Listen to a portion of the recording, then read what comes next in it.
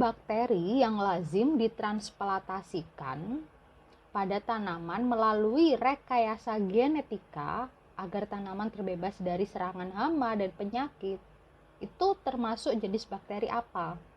Apakah A. bakteri Rhizobium, B. bakteri Nitrosomonas, C. bakteri sulfur, D. bakteri Nitrosococcus, ataukah E. bakteri Thuringiensis?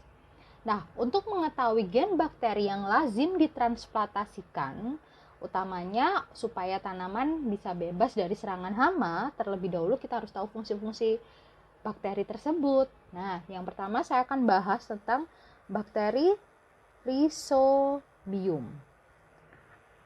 Nah, bakteri Rhizobium ini sering digunakan ya, jadi dia berupa mikrobatana yang mampu mengikat nitrogen sehingga bisa menjadi amonia yang akan mengubah menjadi asam amino, selanjutnya menjadi senyawa nitrogen. Nah, dengan proses seperti ini, maka bakteri Rhizobium itu fungsinya tuh untuk apa? Untuk tumbuh dan berkembangnya tanaman. Jadi dia fungsinya untuk tumbuh dan berkembang tanaman. Nah, kemudian yang kedua adalah bakteri Nitrosomonas. Nah, kalau Nitrosomonas dari namanya ini udah ketahuan bahwa dia berperan dalam proses pembentukan amonia.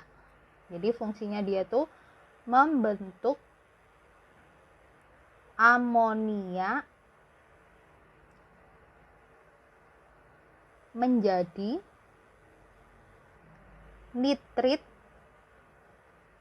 dan kemudian akhirnya menjadi nitrat. Nah, ini fungsinya Nitrosomonas. Kemudian untuk bakteri sulfur dari namanya dia berperan dalam siklus sulfur.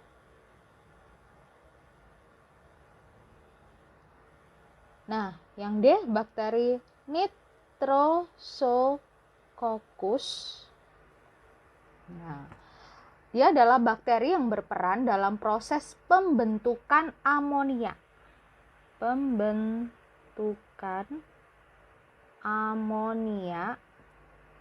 Menjadi nitrit